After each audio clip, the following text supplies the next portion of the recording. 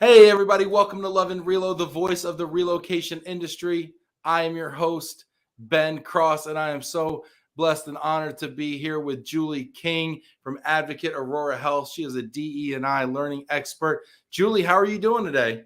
I'm doing great. How are you, Ben? Nice to see you again. It's good to see you too. Welcome back to the show here. This is Julie's second time on the show, and we're so happy to have her back. She's awesome at kind of helping us have these conversations that sometimes, some people find hard to have. And she's wonderful at helping lead us through that. And Julie, you taught me a lot of things last time you were on the show, and I'm sure I have a lot more to learn. So thank you for being here with us. It is our Pride Week during Pride Month here on Love and Relo. We want you to get involved in the conversation. So get in the comments, hit that like button, send a little love out to Julie, send a little love out to me. I always need it. Julie, where in the world are you right now? I am in Chicago, Illinois, so one of the suburbs of Chicago, and it is super hot like it is in many other places. Yes, I was in Chicago last week, and it was very warm. I think it was like record heat. Mm-hmm. And we went to this amazing restaurant, Duck Duck Goat, and the AC blew out.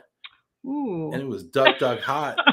And yeah, that's unfortunate. They were just trying to get you acclimated, right? Yeah. I was like, can we sit outside? It was like that hot. Jana Chezanowski tuning in. Hello, Julie. So awesome to have you back with us. Thank you. Awesome.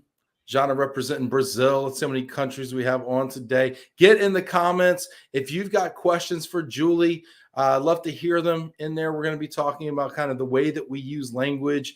We're going to talk about, how to support Pride all year long and kind of, the difference between performative allyship, which is something I have a lot of questions about as well. So get in the comments. I want to hear from you.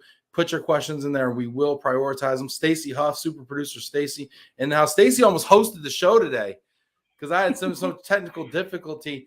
And Stacy, maybe Stacy will host tomorrow. Actually, Stacy's going to host tomorrow's Love and Relo, so we love Stacy out there in the Berg. Jamie Master checking in from Blazing Hot, Mississippi. Hit that like button. Want to know what's going on with you. David Nathan in Philly. What's up, David? It's good to see you checking in. Get in the comments. Hit that like button. So, Julie, welcome back.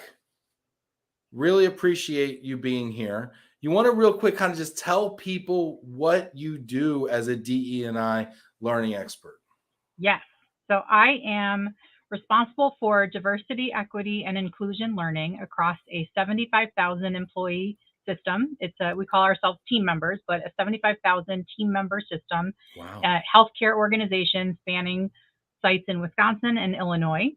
And what I do is support the learning in the DE&I space, so diversity, equity, and inclusion. And really thrilled to be back here. I know we had some tough conversations last time and a little bit of growth, and you were a little newer to the conversation and kind of trying to get your sea legs a little bit. And I'd love to check in later in the show and see what's changed in the last year for you. But yeah, that's what I do.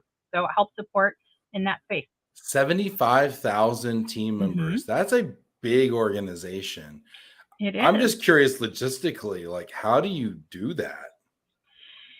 Yeah, it's hard. So I will also share that we have recently announced plans for a merger. So we actually may double in size shortly. We have announced publicly our plans to merge with Atrium Health in the South. So some of our folks listening in from some of those southern states may recognize Atrium Health. So I'll let you know maybe the next time I come back next year if we've doubled in size. But yeah, how we do it is really kind of a multi-pronged approach. So there's one of me. There are several folks who are sort of trained in the diversity, equity, and inclusion learning space, whether they are on the team member development team, the leadership development team. We also have lots of folks on our DE&I operations side of the house that are, again, very well versed in this area. We develop folks through our inclusion councils. So maybe you've heard of a business resource group or an employee resource group. Sometimes there's an affinity group where you'll have a lot of people that kind of come together around a common identity. What we do is a little bit different. We have inclusion councils where the focus is really on becoming DE&I ambassadors and champions. So we lean on those folks as well. And we also have developed our human resources function. So 450-ish, don't quote me, HR folks. And we really lean on everybody. I Digital like it. offerings, in person, virtual, it's all there, but it's hard. It's a big organization. It sounds like you try as much as you can maybe to make DE&I everyone's job as much as you can.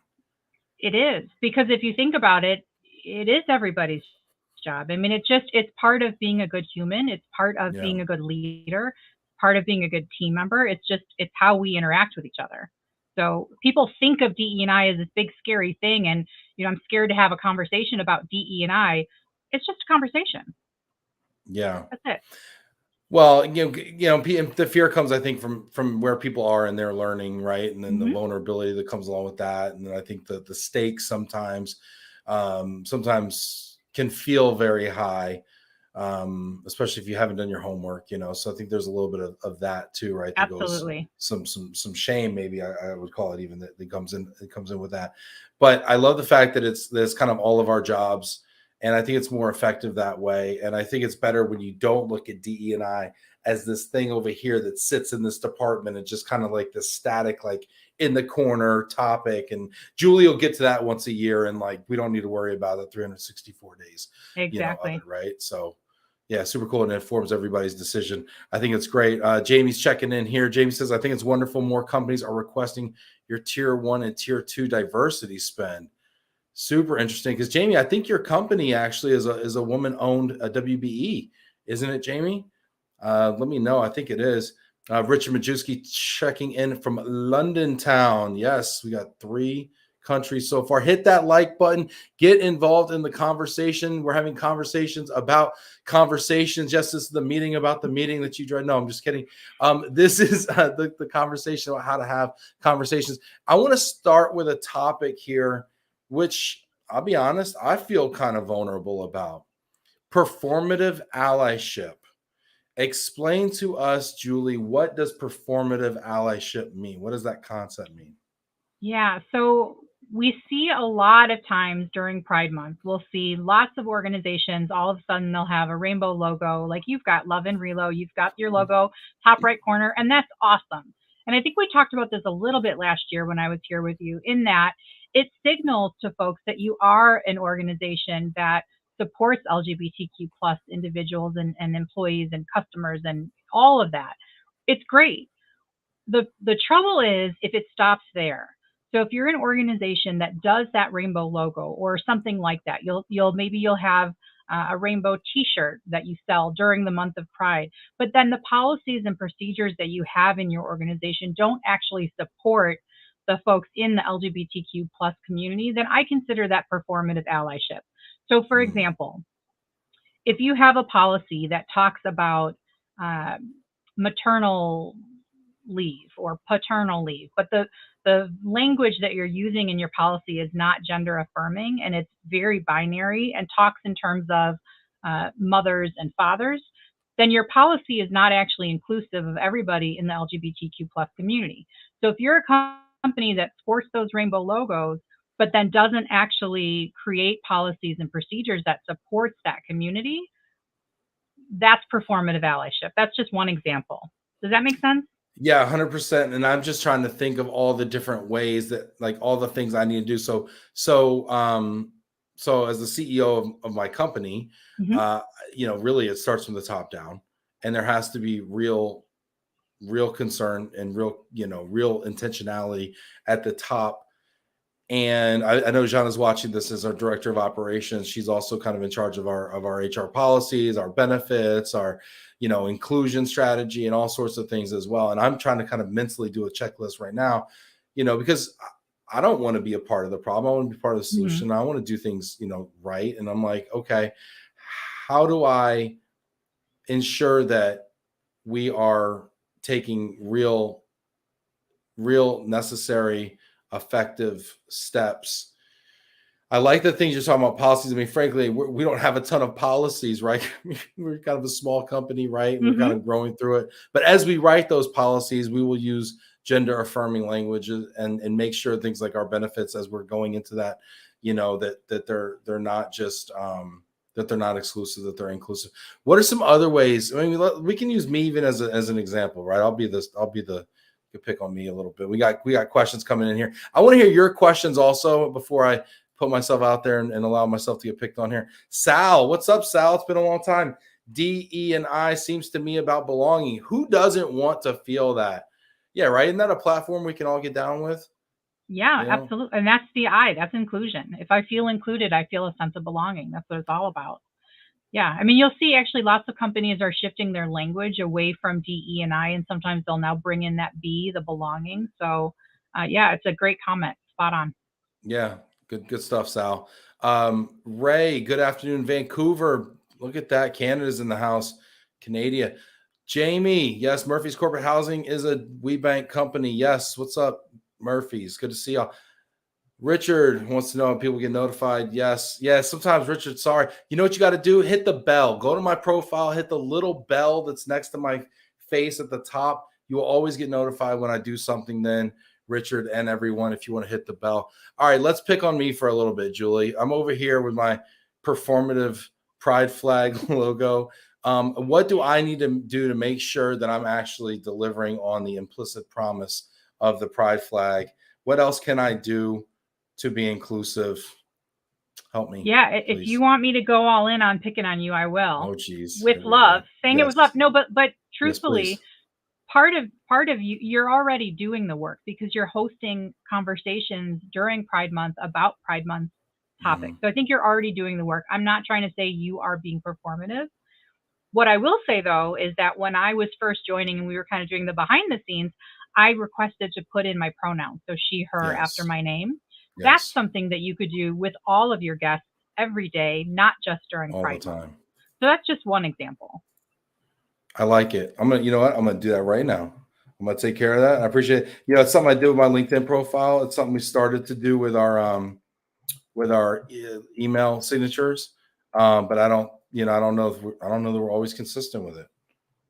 Now, I saw something. I want to ask you about this because I saw something that came up on my Apple News feed about pronouns. It was an article I saw just yesterday, and it was like, we've started asking everybody for their pronouns. Should we? And I wanted to think, is there kind of a flip side to that argument about asking people for their pronouns? Does it somehow create an exclusive environment or create conversations that are, I don't know. Is there a flip side to that conversation? Yeah, I mean, I think if you asked 100 people, you get probably 150 different opinions on what to do, and there's always a flip side. So my answer, and everything that I'm going to represent today, I'm just representing me. These are my perspectives, my opinions. I'm not representing my organization. I'm not representing all, white lesbians from Chicago. I'm really just representing me and my thoughts. So for me, my thoughts are using pronouns is an important part of signifying to other folks that you are inclusive, that you want everyone to feel like they belong, and that you respect people. All a pronoun does is it tells you how to refer to somebody in third person. That's it. So the way that I think about it is it's kind of like if you told me that your name was Benjamin, but you want to go by Ben, it's the same kind of thing. Yeah. It's telling somebody how to refer to you in third person. So for me, I don't see a downside. I do appreciate there are different perspectives on that. The way that I view it is that it's just giving somebody an opportunity to refer to you the way you want to be referred. Yeah. And I think the upside is way greater than the downside in it, and I like the normalizing the conversation and moving away from heteronormativity, and basically saying that we should ask all the time and we shouldn't automatically assume. I mean, that's kind of the way I take it. And I kind of, it took me a minute to really understand why people were doing it. And it's not about necessarily like yourself. It's about making it like normalizing the conversation for everybody who may be out there with, non-traditional pronouns. Exactly. I mean, for me, I don't get misrepresented. I don't know if I've ever been misrepresented. People pretty much think of me as a woman, right? So I don't get questioned if I'm in a bathroom. I don't get sirred. I mean, people always think of me as a woman because of how I present. Not everybody experiences life in that same way. So if I put my pronouns out there, then I'm signifying to somebody else who may get misrepresented, who may get misgendered, that it's safe with me to share who you really are, and I'll respect you for that, and I'll call you what you want. Yeah. Yeah, I dig it. Sal has a question. Love it, Sal. Put those questions in there. I see one from Richard. We're going to get to all of them. Put your questions in the comments. Hit that like button. Sal says, question, what are some practical policies or practices that could be more inclusive? How can we operationalize? Yeah, it's a great question. So I think for me, I would start with your human resources policies and just look at the language that you're using. So the example that I already shared, when you have a parental leave policy, are you using language that is inclusive of everybody, or are you using language that is more binary? And when I say binary, I mean, men, women, Husband, maternal leave, wife. parental, yeah, Yeah. husband, wife, exactly. So when you're creating documents, when you're creating legal agreements, when you're creating policies, are you using language? Sometimes we throw gender in where it doesn't even need to be involved, right? Like we just have forms. Why does that matter for this form? I don't know. So I would start there, look at your forms, look at your documents, start with your human resources policies, and just see what language you use. What about spouse or partner? Like, is spouse even, Great like, is example. that, I mean, we had someone on Tuesday who was polyamorous, right? And so like that was like, okay, Yeah, wow, gets yeah. tricky for them. Yeah. And they're like, well, we're not spouses, but we are partners and we are, and then of course you get into benefits and who's included and who's not, and like, and who's included in what country, because what some countries Yep. recognize, marriages that so other countries don't. And like, so a spouse, I mean, should we just be using partner, or does that open it up too much to, what are your thoughts there? Yeah, I mean, I think you can use multiple labels and leave something as other. Give people an opportunity to share something else. So instead of just putting people in boxes and saying you can only be this or this or this, I would just always give people an option to write in something else, kind of like that write-in ballot, right? Here are Yeah. your options, but also tell us something else. So that's my slant. Again, I'm not here as an HR rep specifically, but that would be my answer. The only other thing I would say, Sal, too, that I've learned is a lot of it, and I guess really to Julie's point, is about signaling to people in your organization that you're an ally, signaling that it's okay to bring their full self and to be open about who they are. And you signal that by, I mean, the pride flag, I mean, it does serve a purpose, right? It's a signal. The marketing materials you choose to use, are the couples traditional couples that you would see, or are they, I think we do a nice job with race. Like we get the marketing, okay, we got the Asian person, we got the black person, we got the white person, we check all the boxes like that. But are we showing, same-sex couples? Are we showing non-binary, people? I mean, what images are we putting out there? I think that to me is also a signal, hey, we take this serious and we're creating an environment like that's inclusive. Would you agree? Yeah, I mean, I think anytime you can use language that includes and doesn't exclude, you're doing something well. I mean, you're doing something well. Let's see. We got one more question here. We got a ton of things to talk about. Put your questions in the comments. I value the questions from the audience even more than the questions maybe I have, because I think sometimes folks don't have the opportunity or don't always find themselves in the conversation about how to have the conversation. So I appreciate what people are bringing. Richard Majewski, does tonight's conversation have any links with what's happening in sport where moves afoot not to allow transgender swimmers and probably athletes in the future participate other than as born gender? So my question is, are we already going backwards in inclusivity? Yeah, so here's my political answer for you, Richard. I'm sorry for not answering your question, but spoiler alert, I'm not answering your question. Just like you can't unravel the unrest in the Middle East in a 1-hour live show, this question is just so much more than I can unpack in the time that we have. And I'm not the expert in this. So I'm going to politely defer and just share that this is a very loaded conversation and there's no easy specific answer. So I would rather defer if that's all right. Yeah. It's a tough one. This I'm is gonna a tough. I'm This is gonna a tough boil this one. down. I'm gonna disregard the transgender swimmers and athletes question just for a moment, but I do want to ask you this general question, where there is no wrong answer, just your opinion. The last part: do we feel like we're moving forward, or do we feel like we're moving backwards when it comes to inclusivity? Yeah, I think it depends on the moment, the hour, the conversation, Mm. the organization. I think it just depends. And I'd love to hear some comments from folks who are listening. What are your thoughts? I mean, do you feel like we're going backwards with inclusivity? I would argue that we are not yet so far forward that we have an opportunity to go backwards. I just don't think we're there yet. Yeah, yeah. I mean, it's definitely situationally dependent, right? I mean, you Hmm. can't say with a broad brush, right?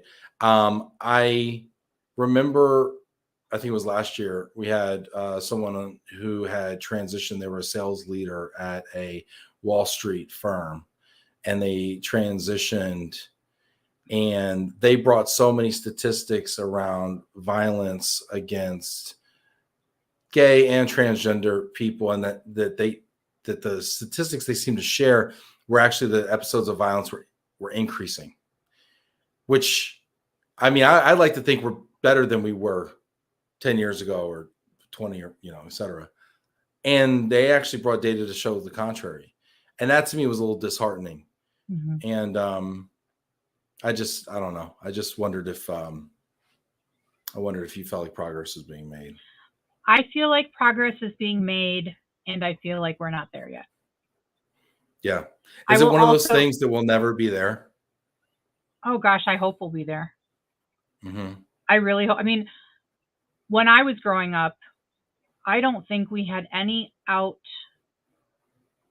lesbian, gay, transgender. I don't think we had anybody out in my middle school, high school. I don't think I did. Now, I mean, my kids are 19 and 21, and it's just, it doesn't even faze them. So I do think progress is being made in certain cases in society, and I'm speaking from an American's perspective. I don't think we're so far along in the workplace yet that we have an opportunity to go backwards. I just don't think we're there yet. Yeah. Yeah, fair. I'm happy to hear that we will be there one day, though. Sometimes sometimes I worry that it's one of those lines that we approach that we just never hit, because Yeah, inclusion and we'll see. making people feel like they belong. Um, can languages develop to avoid the whole issue? Yeah, Yeah, and and again, I I'm so. yeah. Oh, go ahead, Ben. Well, no, I was just gonna say, Richard, I think that's what Julie does with her work, right? I mean, letting us know what kind of language to use, pronouns being a part of it. But Julie, is language the key? It could be the key. I think there are advances and changes in language. So one of my colleagues the other day brought up the fact that there was a new term that he had just been taught, which is called nibbling. And I'm curious, pop it in the comments. Have you ever heard of the term nibbling? Do you know what that Have means? you ever heard of nibbling? And I'm guessing it's not what Richard does with a biscuit or a cookie, as we say. I'm thinking it's not. No. Yeah, so Do you nibbling. know So what nibbling nibbling was is? new. Do you Yes, know tell what me it is, about. Ben? Well, I use nibbling in negotiation. So I'm going to tell you what I know Okay. about nibbling and how I use it, and you tell me if it's close or similar to what you're talking about. Okay. So in a negotiation, we might be negotiating on the price of a pen, and I'll want it for 20, and you'll want it for 10, and maybe we meet in the middle, and then instead of 15, I'm Different. like, oh, what about 16.50, and I nibble away, or I say, well, the ink's a little more. What that's nibbling to me in a negotiation. What does it Nope. mean in this Nibbling context? is another word for niece or nephew that is non-gendered. Okay, I had no idea. I was so off. Right. Niece So the or point nephew is, that was non-gender. so a nibbling is one of those words that probably didn't exist 10 years ago, right? And so language is evolving. And who knows where we'll be in 10 years? Is it spelled like nibbling, like nibbling on a biscuit? Nibbling? It's spelled like sibling, but with an N. Nibble. So one B, I think. Nibling. Yeah, I'm pretty sure. Somebody Someone put a correct me if I'm link. wrong. Yeah. Somebody put a link to the definition. Somebody Google this, please. Put a link into the LinkedIn comments. So Richard's not going for the cookie jar. Yes, Alana knows. A nibbling is a Alana. replacement Hi, for Alana. niece or nephew. Good job, Alana. Let's hit that like button for Alana. Alana's out there. My dad's checking in. Dan in Tulsa. Look at that. What's up, I love Dad? that I your love dad's you. checking in. I love my dad. He's been here all week checking in. I love it. An ally. Anthony Horton, I take conversations like this as a sign we are moving forward. Dialogue, discussion, even debate are critical to make sure the discussion is not shoved into the back burner. Ben mentioned the other day that he still gets occasional nasty grams from people when he celebrates Pride Month and related. It takes the courage like he is showing to ignore the haters and keep the subject and discussion alive. And that's why we know he's not a performative ally. He's an ally. Getting emotional. Thank you, Anthony. I appreciate that. That was super cool. Thanks. Let's see here. Oh, this is great. Yep, here we go. Here's the definition. Nibbling is a gender-neutral term used to refer to a child or one sibling as a replacement for niece or nephew. The word is thought to have been coined in the early 50s, but it was relatively obscure for several decades before being revived in recent years. 1950s. I was way off. 50s for a gender, but was that because they didn't like? That was kind of before gender politics and kind of queering and things like that were going like openly. So well, that but was. Listen, I mean, people have always been around. Sounds like there were people who coined this term long before I was born, frankly. Or but, was it like a generic term for niece nephew when you were just talking? Oh, and you bring your, anyway, it doesn't really matter. But this has been around for a long time. Nibbling. Well, thank you. See, I learned something here too. What's old is new. I love it. This is great. Thank you for sharing, putting that in there as well. You know what? This is fun. And I thank you for everybody for getting in here. Hit that like button right now. I want to ask you, Julie, you talk about the 3 C's. Yep. What are the 3 C's? I love the fact that Alana's here because she knows the 3 C's. So full disclosure, Alana's on our team at Advocate Aurora. So the 3 C's are consider, connect, and champion. So first, consider. When we think about belonging, when we think about inclusion, consider who's in the room. Consider who's at the meeting. Look around. Do you have representation on your team, or is your team not very diverse? Just consider.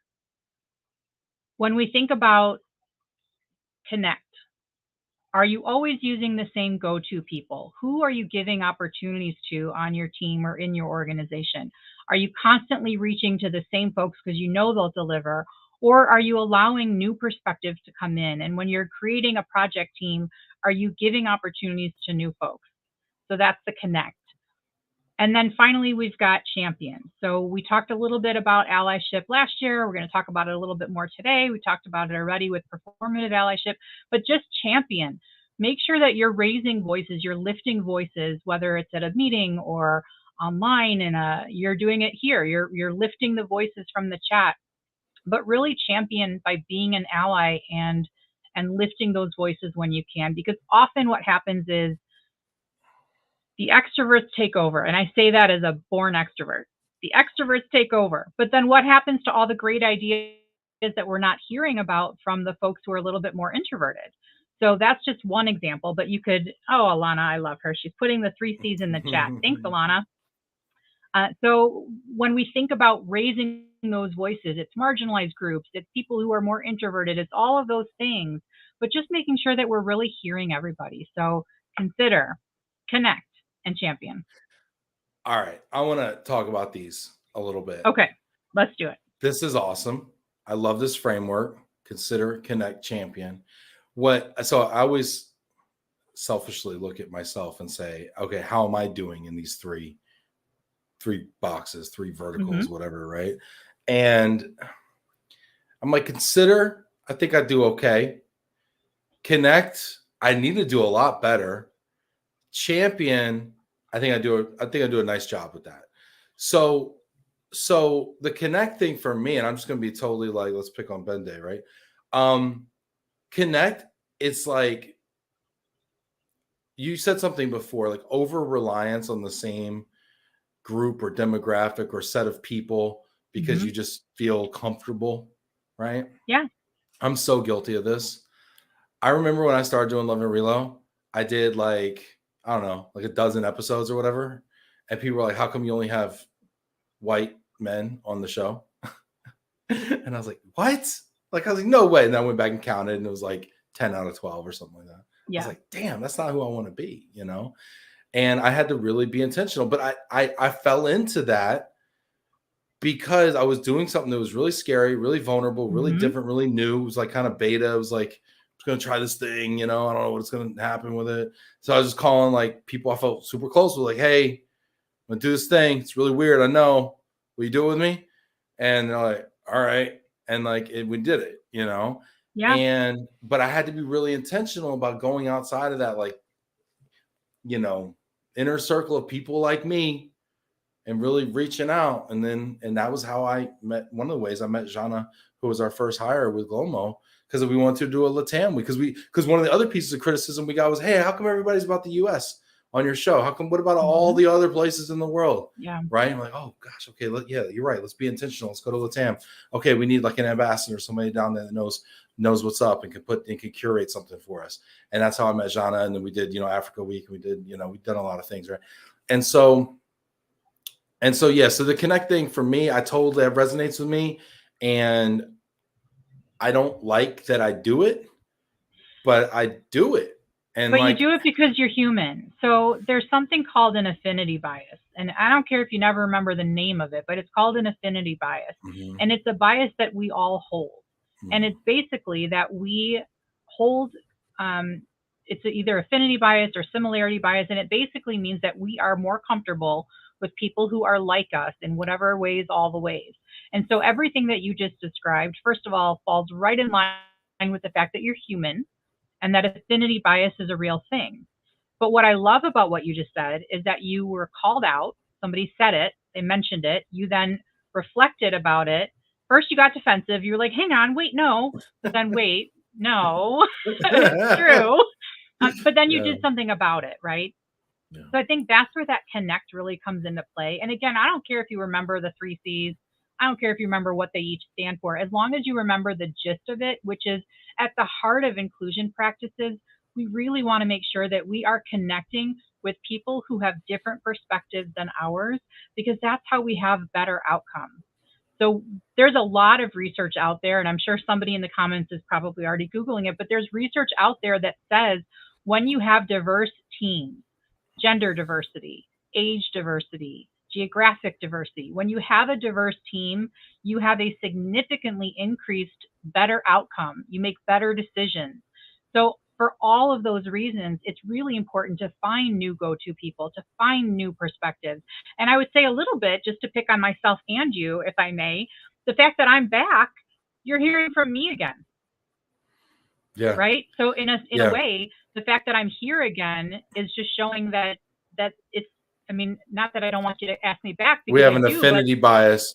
Well, don't worry. Somebody in scheduling got fired over this. I'm like, really, Julie King again? I'm just kidding. No. I mean, yeah, right, exactly. And no, but yeah, I love that. It's gonna be my new thing. No, but yeah, and I also want to highlight something for people that are watching this. And one of the reasons we do these, have conversations and have, we challenge ourselves to have conversations, whether it be about race or about gender or about whatever on this show, is because also I want to show people that you can have conversations, you cannot be perfect, and people will also forgive you because you try. Yeah. Right. And if you have empathy for people, people have empathy for you. And like, so I just admitted to the DE&I expert that I have a affinity bias, right? And I'm not doing the connect so hot. Yeah. Because I'm human too. I mean, that's the thing. Like, I'm not perfect either. Thank goodness no one expects me to be perfect, because that would be exhausting. We're all human. We are all going to put our foot in our mouth sometimes. We're all going to make mistakes. There are many times where I say something, and as soon as you hear the words come out, you're like, wait a second, did I just say that?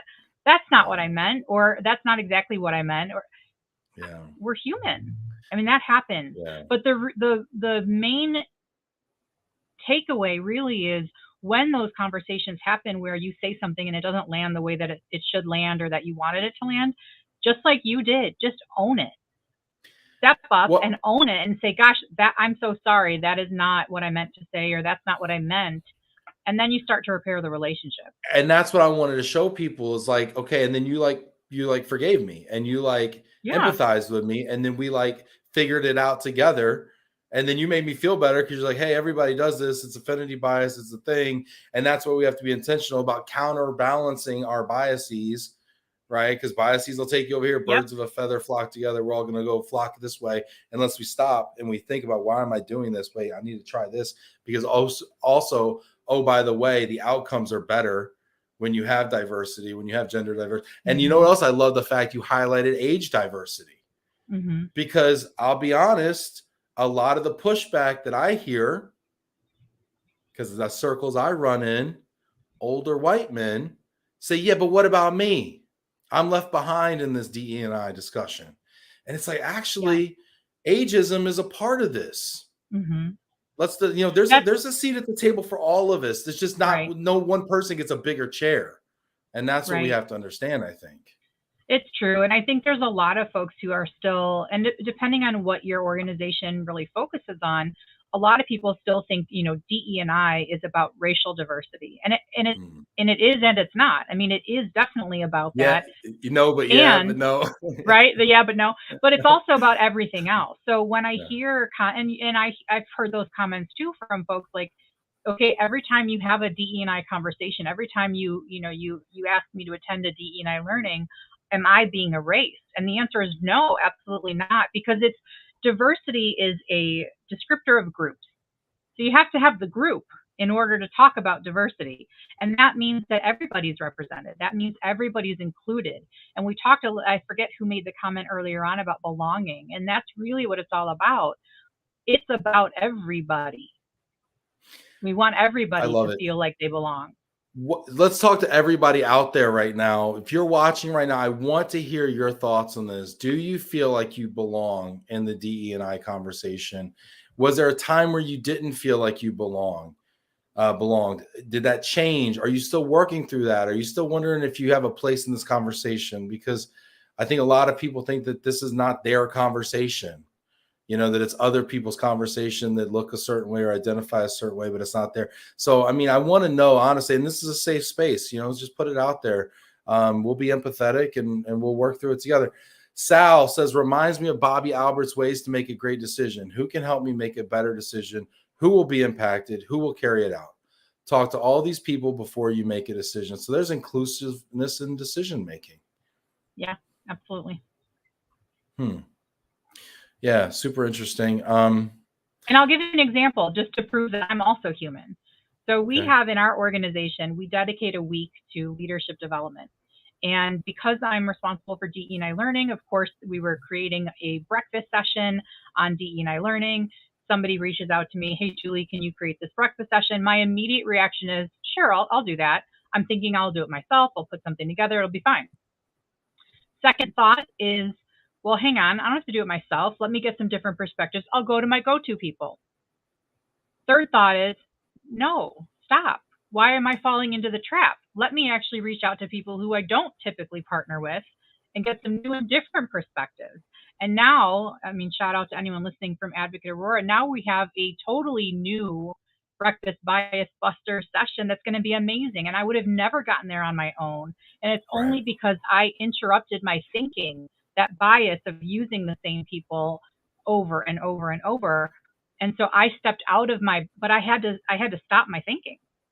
So we're all human. Yes. And that impulse to stop your thinking though, too, it's like this, it obviously works great for inclusion, but it also works great for like all the other things that we do.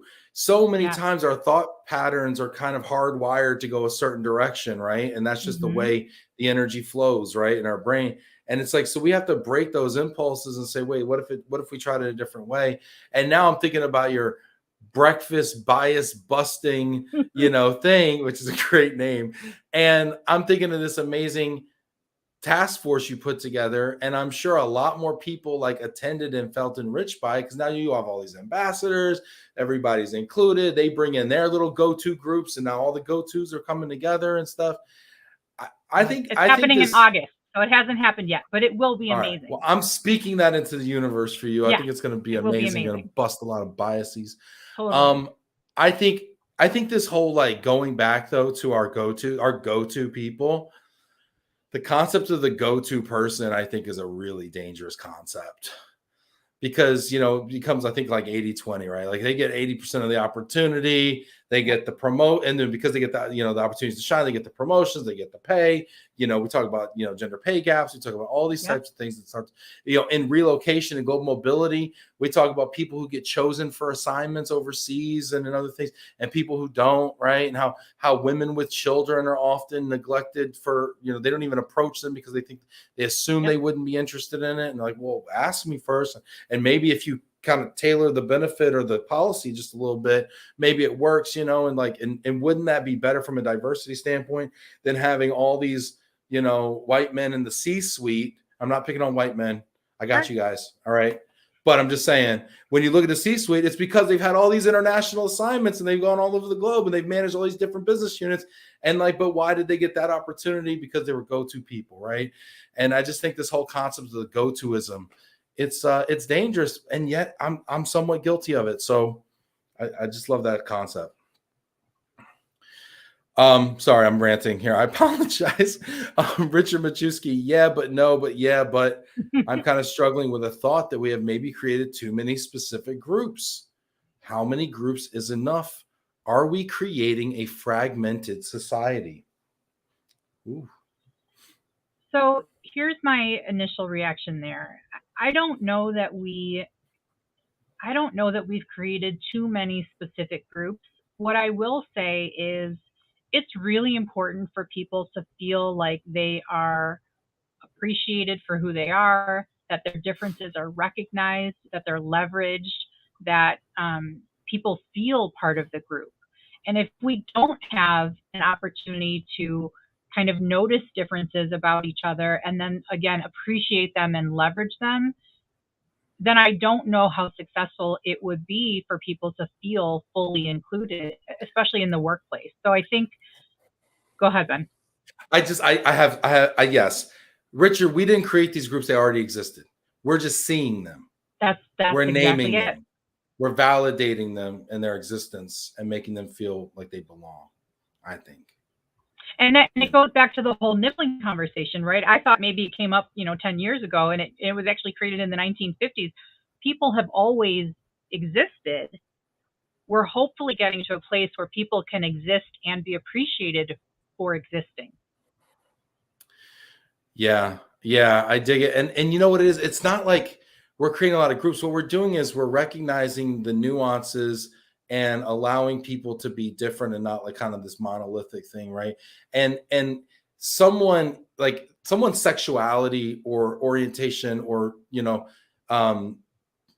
isn't the wholeness of their being. Nope. Just like their tax bracket isn't the wholeness of their being, or their job title isn't. It's just one facet, right? And so we're not, people aren't in one group, they're in many groups because they fit in so many different things, right?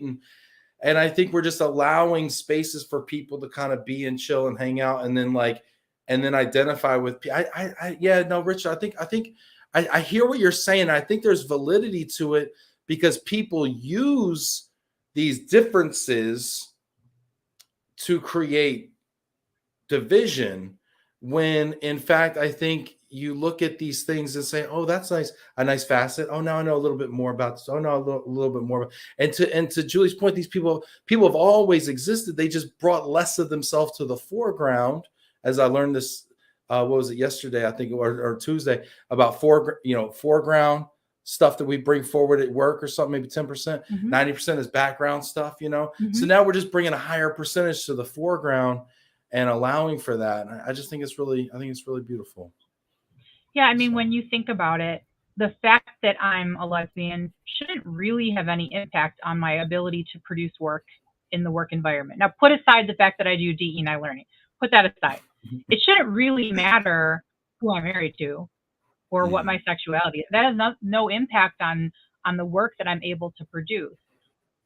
Until or unless I don't feel safe in the work environment to be myself, until or unless it's a Monday morning at the proverbial, water cooler or coffee pot, and people are talking about their weekends, and I feel like I have to hide who I am, then I'm not working in an environment where I'm free to be my full self.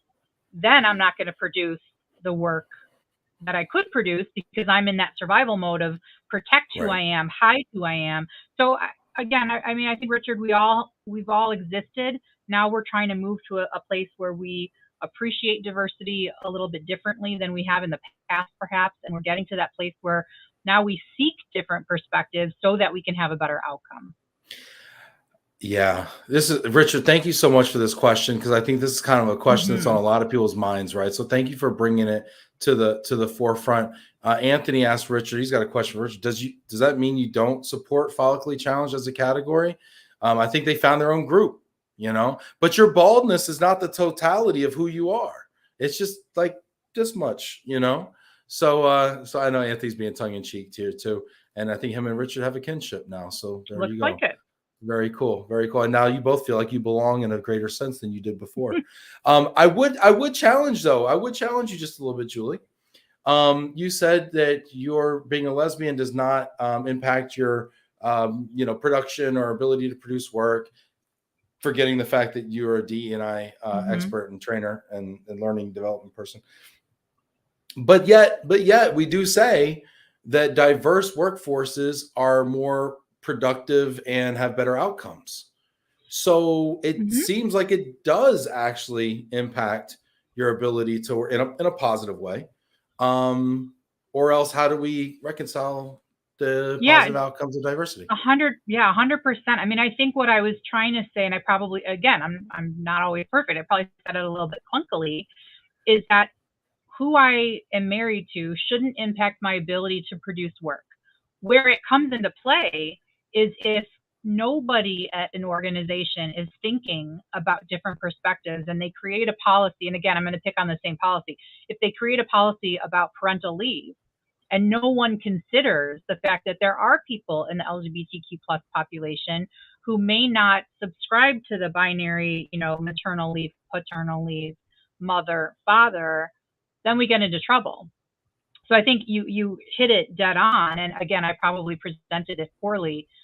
It shouldn't matter who I am until it matters. Yeah. So it matters because I bring a different perspective, and then I bring my whole self to work, and then the outcome is better. But I think what I was trying to say is it shouldn't really matter who I'm married to as far as what I do at work. Well, and I think also the point too is it's additive and not subtractive, right? It brings a new perspective to the table.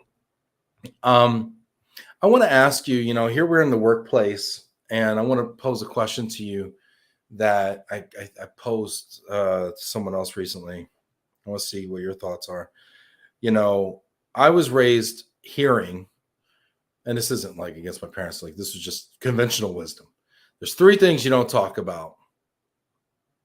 I don't know if it was at a dinner party or in the workplace or both, right? 3 things you don't talk about: sex, religion, and politics. And I know we're not talking about sex, we're talking about, orientation and gender and things like that. But a lot of people bucket it the same, right?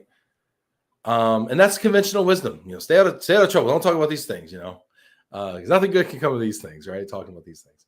How do people gain more confidence talking about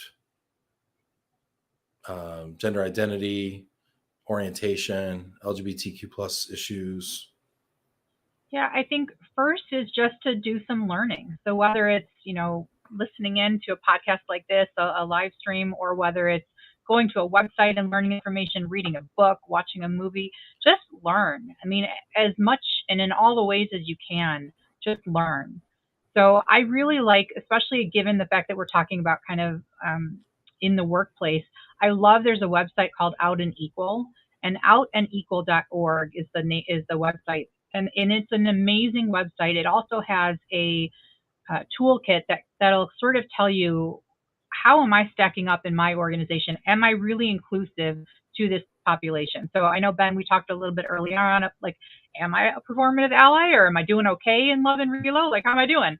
So if you go to outandequal.org, check out their toolkit and see how you're doing. Okay, can we put a link to this? Can someone go into LinkedIn? Yeah. I want it to be hyperlinked in the LinkedIn comments. Can someone go into LinkedIn and put a outandequal.org link so that people can connect to this toolkit? And when you say toolkit, is that like, is it like a quiz? Is it like work? Like, what is a tool? What does that No, mean? you download it.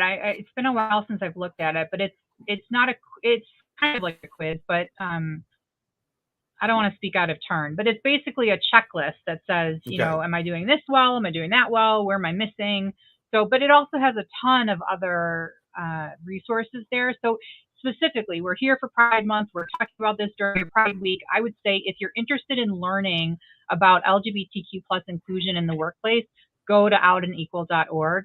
And just a quick shout out, I will actually be at their annual conference. I'm super excited. So it's in October in Las Vegas. I've never been able to join. So if anyone, when is it, Julie? Because we're all gonna be in October in Las Vegas at the Worldwide ERC conference. I wonder if it's the same time. So I feel like it's October, like, oh gosh, I'm gonna say it wrong. It's somebody 18th? Put the conference I don't link remember. in there. Also, Stacy, can you put that outandequal.org into the LinkedIn comments so people who are watching on LinkedIn can see it and click on it? Yeah, I think it's October 17th. I'd have to look at my calendar. I want to say that's 17th. The week we're gonna be in ERC.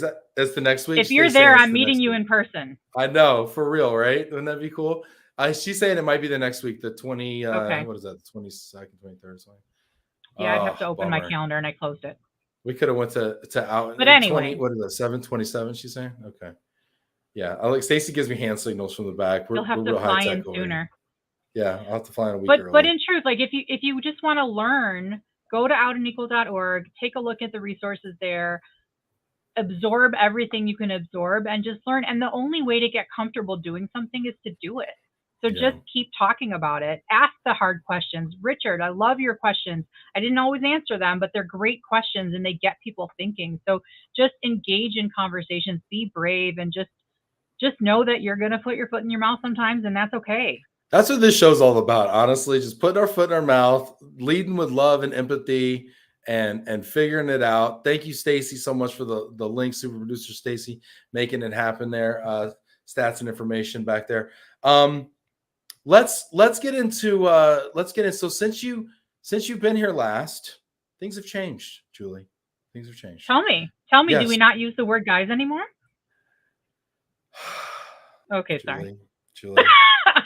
Julie, we're gonna have some beef over this one. We're gonna have to unpack this one here because I need it. I need it in my life. I don't know what else to say. You don't need it. You think you need it. You don't need it. It's like harder than quitting cigarettes. I need guys in my life. I don't know what to do. Sorry, let's get to it. So we got a game we play at the end called Overrated, Underrated.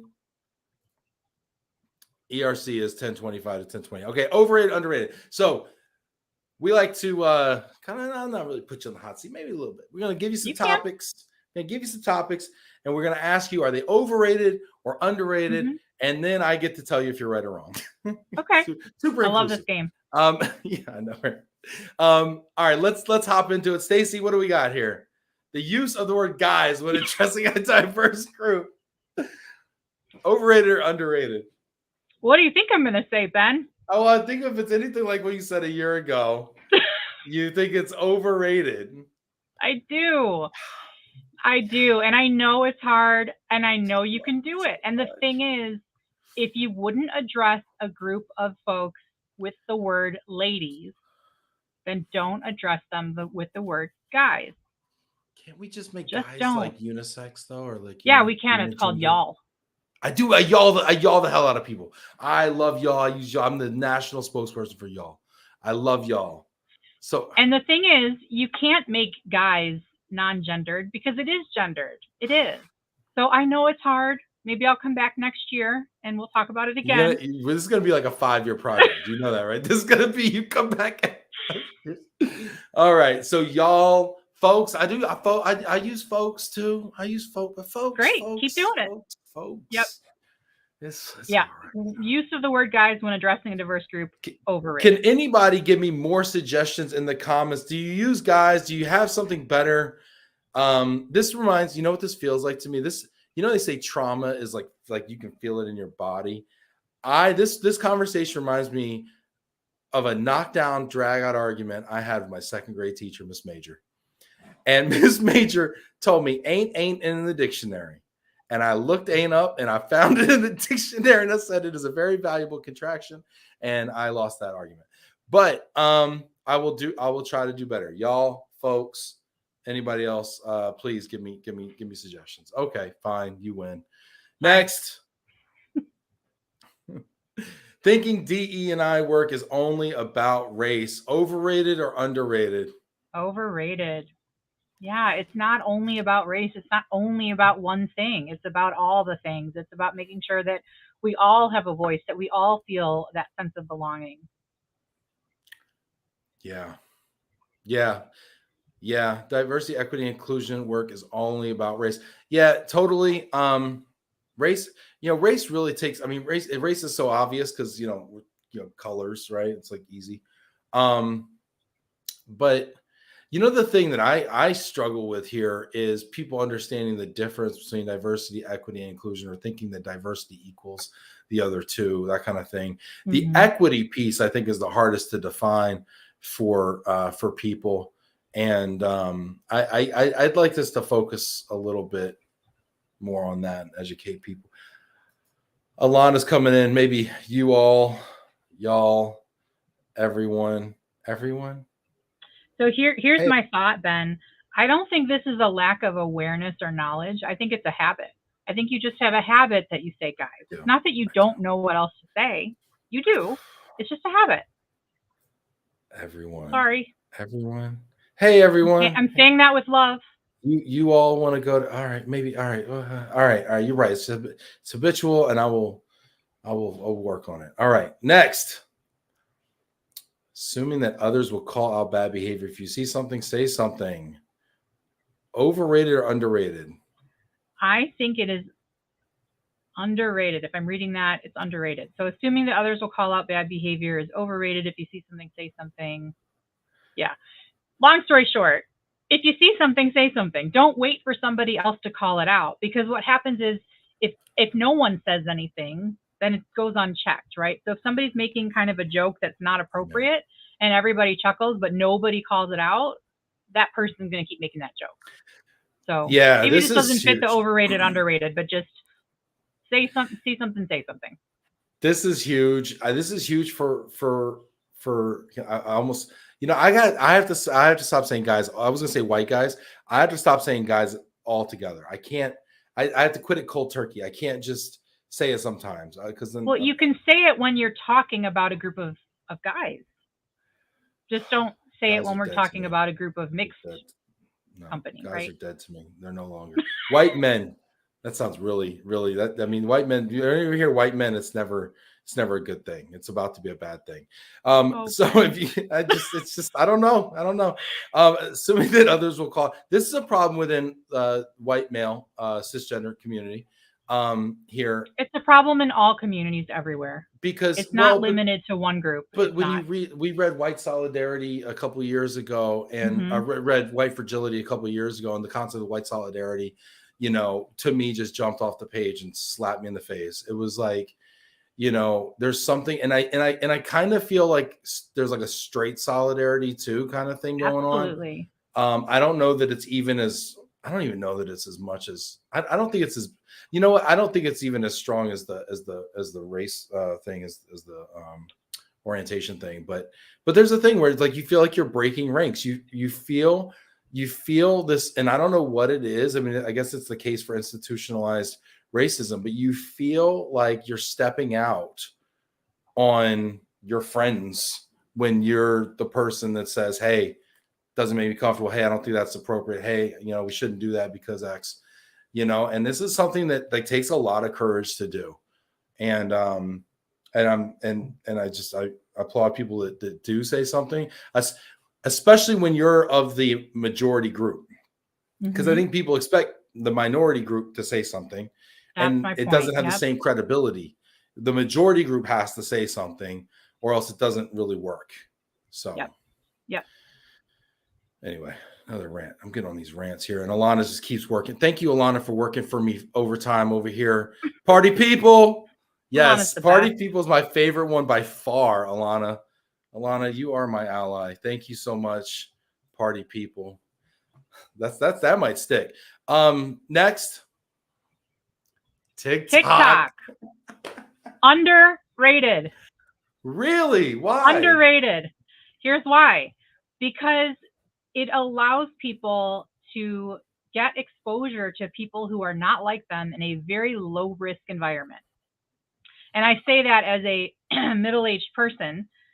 I'm on TikTok. I'm not a content creator. Like, I don't create TikToks. My kids You don't do like the thankful dances I or don't. anything, or like I do. you don't do I the do not cooking record videos, myself. like the 1 second cooking video. Huh? I do not do that. But what Okay. I do is I purposely have a very diverse news feed where I purposely seek out different folks who represent different groups of people who I won't necessarily get exposed to in my daily life, because I can learn from them. If you're following the right accounts, and there's bad accounts too, but if you're following the right accounts, there are plenty of accounts where people are just educating, and it's free and it's easy and it's low risk and it's short, right? So it's like a 60-second or 3-minute learning, and it's just easy. And so I think TikTok is really underrated, and it's just one of those things where quick learning. I agree with you 1,000%. And I think the beauty of TikTok is you can teach anybody anything in 60 seconds. Yep. Like the power of video and how easy it is to create a video, and like so impactful, that format. I think it's going to change learning. It's super incredible. Stace, taking time away from work, overrated or underrated? Underrated. Underrated. We don't do it enough. I struggle with this. I'm trying enough. to plan a vacation in July for myself, and I'm like, I can't go nowhere. Where am I gonna? I can't. Everybody's burnt out. This pandemic has been long and unrelenting, and it's just take time away from work, take time to recharge, take time to be with the people who are important in your life, and just rest. And especially and again, I have an American perspective today, but we in America don't prioritize taking time off as much as we need to. Yeah, we are the worst. Americans are the worst at taking time off. You know, this has been phenomenal. Julie, I always learn something. I always feel like I have real, honest, vulnerable conversations with you, and it's wonderful. It's illuminating. It's cathartic, and I'm better. I'm better after I speak with you. Do you want to leave us with a final thought, Julie? Yeah, my final thought is be courageous. Ask tough questions. Engage in conversation. Try to strip away that fear of not knowing what to say, and just talk. Just talk to people. Connect. Yeah. That's it. Courage. Let's do it. Hey, there's another C. Fourth C, courage. The fourth C is courage. I love it. I love it. This has been fantastic. Thanks everybody who got into this program, was active in the comments. Hit that like button. Send a little love out to Julie, out to myself, and out to the world. We wouldn't have a show without you. So thanks for participating in Love and Relo. We are taking a break for like a month. I'm going to try to get a little vacay in. We'll see. We're going to be in New York next week, doing a happy hour at 235th on the rooftop. If anybody's interested, come through. It's going to be amazing. And Julie, once again, thank you so much for being on the show today. Thanks, Ben. Thanks, everybody.